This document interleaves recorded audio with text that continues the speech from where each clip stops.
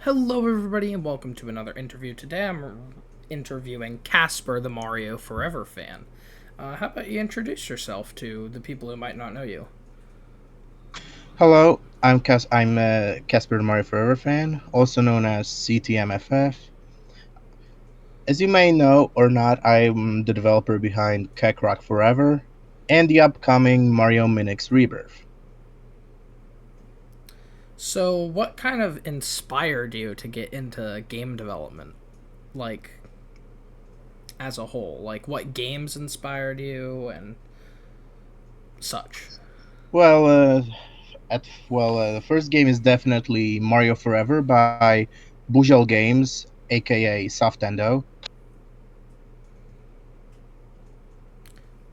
and the first Five Nights at Freddy's.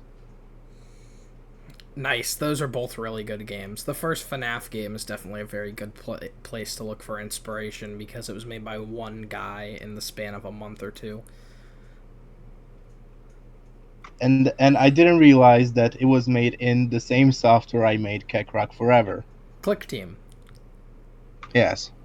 But at the time, I was using an older version like Multimedia Fusion 2, the same program that powered games like I Wanna Be the Guy, I Wanna Be the Bashi, The Escapists, etc. So, what inspired you to pick kekcroc as your game like idea? Because kekroc's been like internet legend for years. Well, it, one of the, one of the one of the inspirations was a video by El Supersonic Q and the supposed soundtrack videos by Knuckles Fan Videos. Nice. I mean, the L Supersonic Q video, I watched that when I was like 10 years old. Like kekcroc as like a urban legend is still like one of my favorite things. So And there are recordings like kekcroc title screen where he says, "Hi, I'm kekcroc," and the supposed level 1 footage. yeah, the hi, I'm kekcroc audio is absolutely amazing. So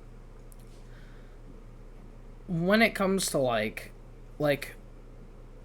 would you in the future what would you say you're going to be working on besides kekcroc and the other project? Like, are you going to make something one day and release it on Steam? Like, what's the plan? Well, I don't know, to be honest. I might release it on Game Jolt or and Itch as usual. Definitely. I think, yeah, because I love how like well recreated your kekcroc game is. It feels like it feels like what kekcroc was like allegedly supposed to be. Like, besides the wonky gameplay, I think yours actually nailed it and was really fun. I'm recording this just to clear up a little bit of confusion. When I said wonky gameplay, I was not referring to kekcroc Forever. I was referring to the original game and how, in a lot of the old 4chan posts, it was stated that the game had wonky gameplay, and his didn't, and that's kind of what separated the two. Sorry if there was any confusion. Um, Yeah, Definitely. co- So yeah. Considering it was styled after a Sega Genesis slash Mega Drive game, some things had to be set in stone, like color limits, the 320 by 224 resolution, etc. The mimicking of the free button controller, etc. So what would you say what would you say what would you say to people who are like trying to get into game development? Like, what would you say to them? Like, where would you recommend starting? Well, I recommend something that's easy to learn, like Click Fusion. Definitely. I'm And I've seen some games made using Godot. I might try it at some point later too. I've played around with Godot, but I'm not like I prefer Unreal. That's what I've been using. Um so I was going to learn Unity, then forgot about it, and then the runtime fee fiasco happened. Yeah, the whole So Unity thing. I think Unity is very much overrated, so I'm happy you didn't go with Unity. Cause Unity kinda eh. But what would you say your favorite video game of all time is? well, it's hard to pick, to be honest. One of them is Mario Forever, one of my childhood favorite games.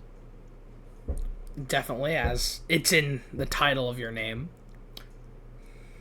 Yeah.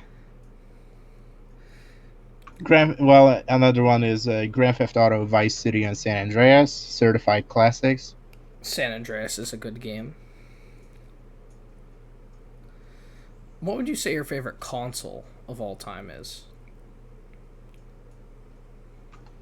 Xbox 360 and PlayStation 3, but I'm more lenient towards the Xbox. Yeah, definitely. I the Xbox 360 was my first console. I not the first console I ever played on, because the first console I ever played on was a GameCube. The first console that was like in my house constantly was the Xbox 360. So I love the Xbox 360. But for my favorite, I'd personally have to go with the N64. Like just so many good games. Yeah, Mario 64, Ocarina of Time, Banjo Killer Kazooie. Instinct, GoldenEye 007, Banjo Tooie.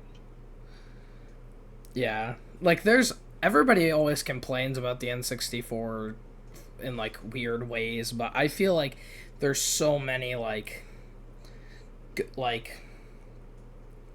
um good games on it, and like almost there's so like there's not as many games as there was the PlayStation or the Saturn. So for that generation, there was so much more quality than there was quantity. There definitely was a few bad N64 games. I'm not saying they don't exist, but I do think that there's a lot less bad N64 games than there is PlayStation or Saturn games. Yeah, but bad games exist on either platform, like Yeah. Bubsy 3D, Virtual Highlight, Superman 64. Yep. I'm trying to think of bad games for the Saturn, and I don't think any really pop out. But Bubsy 3D was supposed to be on the Saturn, so that could have been Once I something. heard a joke that this was a lost 32x beta game. Bubsy? Yeah, I think it actually was. I think Bubsy 3D was a 32x game originally. What was your opinion on like the legend? Like when you like, in your opinion, is Kekcroc real? Do you have any proof it's real? Do you have any proof it's fake? Like, what's your opinion on the validity of Kekcroc? Well, the obviously it's not real apart from fan games and homebrews. Also, the obvious kek in the name. Definitely. You had mentioned to me that the original creator of Kekcroc has now come forward with their identity. Um, like, do you know when that happened? Well, I don't know to be honest, but once I was scrolling through the internet, I saw the Kiwi Farms page on Proxima 64. Hmm. Wonder why they have a Kiwi Farms page. And in one of the screenshots posted by the users, he confirms that Kekroc is his, or Kekroc is real. Who knows? When it comes to lost media, well, real lost media that isn't something that's fabricated, what would you say is your favorite, like, piece of lost media?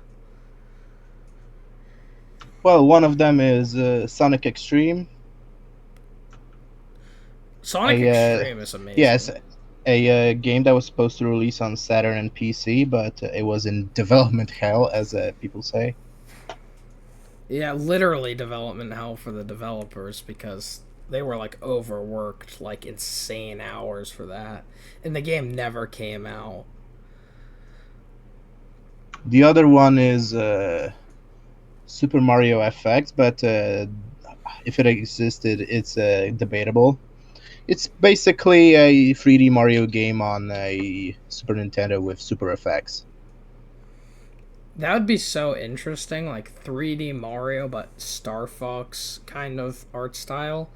Because that's just an interesting thought. That's same with like Bubsy 3D on the 32X. I'm curious how that would have worked.